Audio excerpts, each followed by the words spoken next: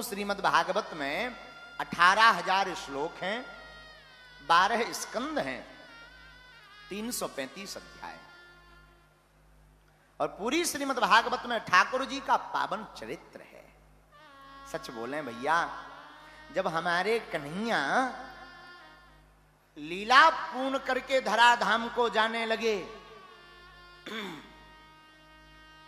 तो उद्धव जी ने चरण पकड़ लिए। सरकार, आप जा तो रहे, पर हमको आदत हो गई आपको देखने की, आपसे बातें करने की, आपके चरणों के दर्शन करने की। सरकार, आप जा तो रहे, पर ये मन कैसे रह पाएगा, ये हृदय कैसे टिक पाएगा, हमारे चित्त को कैसे शांति मिलेगी। हमारे गोविंद मुस्कुराकर बोले, उद्धव जी परेशान मत होइए, आप रोइए मत, हम जा तो रहे हैं, परंतु अपना तेज श्रीमद् भागवत रूपी सदग्रंथ में रख करके जाते हैं। जो भागवत की शरण में आ जाएगा वो हमारी ही शरण में आएगा। बोलो भागवत भगवान की जय। साक्षात ठाकुर जी का रूप है भैया। भागवत के प्रत्येक अक्षर अक्षर में हमारे श्याम की श्याम लता समाई है, प्रत्येक अक्षर अक्षर में। ये कोई पोथी नहीं है कि किताब है, रख लिया 7 दिन सीताराम सीताराम राधे श्याम गा लिया और गा बजा करके चल दिया। ना ना ना, साक्षात ठाकुर जी का रूप है। हमने तो सुना है और अनुभव किया है, जो भागवत की कथा को 7 दिन तक गंभीरता से श्रवण करता है, उसको मनोवांछित फल प्राप्त होकर के ठाकुर की भक्ति मिलती है। गोविंद की भक्ति प्राप्त होती है, और गोविंद की भक्ति प्राप्त करना सहज नहीं है। ठाकुर के प्रति लाड़ लड़ाना कोई सहज बात नहीं है। उसके लिए भगवत कृपा होना बहुत जरूरी है। कथा भी सबको नहीं मिलती सुनने को। दिल्ली में कितने लोग नहीं है, लाखों करोड़ों, पर कथा कौन सुन रहा, जिन्हें ठाकुर जी ने बुलाया,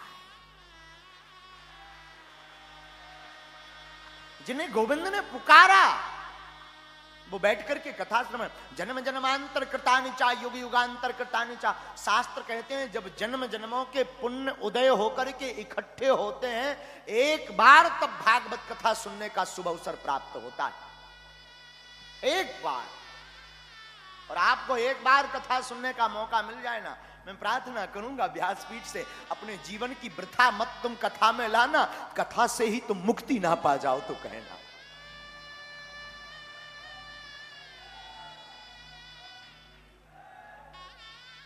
बिनु सत्संग विवेक न होई, राम कृपा बिनु सुलभ न सोई। बिना सत्संग के विवेक नहीं जगता। याद रखना मेरे पागलो, सत्संग में जब तक नहीं जाओगे तब तक आपका विवेक जागृत नहीं होगा, और विवेक जागृत नहीं होगा तो बुद्धि शुद्ध नहीं होगी, बुद्धि शुद्ध नहीं होगी तो कल्याण नहीं होगा, और सत्संग भी बिना राम की कृपा के मिलने वाला नहीं। लाखों लोग ऐसे हैं, घर से निकलते हैं, हम कथा सुनने जा रहे हैं, कथा के लिए निकलते हैं, लेकिन एक व्यक्ति सबका पैर पकड़े। पूछो कौन? पूछो ना, पूछो कौन? मगर, मां ग और रा, मगर, मगर सबका पैर पकड़े। ये मगर इतना खतरनाक है, इस मगर ने हनुमान जी का भी पैर पकड़ा। ये मगर इतना खतरनाक है, इसने आदि जगत गुरु शंकराचार्य जी का भी पैर पकड़ा। ये मगर इतना खतरनाक है कि भागवत के हाथी गज का भी पैर पकड़ा, और हमारा तुम्हारा पैर भी मगर पकड़े। पूछो कैसे? पूछो ना कैसे? हम लोग कथा के लिए निकलते ना, ये मगर इतना खतरनाक है, सबको कैसे पकड़े? जरा उदाहरण देखना। हम लोग घर से निकलते हैं, कोई कहता है क्यों भाई आज कथा में नहीं आए? बोले आना तो था मगर रोहिणी में जापानी पार्क में बागेश्वर वाले महाराज जी की कथा हुई, आप गए क्या? अरे भाई बहुत सुना, बहुत अच्छी कथा हुई, जाना तो हमें भी था, लेकिन मगर अच्छा भाई बागेश्वर धाम के दर्शन, अरे भैया क्या बताएं, हम तो गए बागेश्वर धाम के नजदीक तक पहुंच गए, खजुराहो तक पहुंच गए, गंज तक पहुंच गए, मगर भैया भक्ति की तुमने, माला जपी? अरे बोले जपना था, माला खरीद ली, गोमुखी ले ली, तिलक ले लिया, धोती ले ली, पहन भी ली, तिलक लगाने ही वाले थे, लेकिन मगर, ये मगर सबका पैर पकड़े हैं मेरे पागलों। मगर बहुत खतरनाक है, और जो मगर को लात मार देता है वो परमात्मा को पा ले।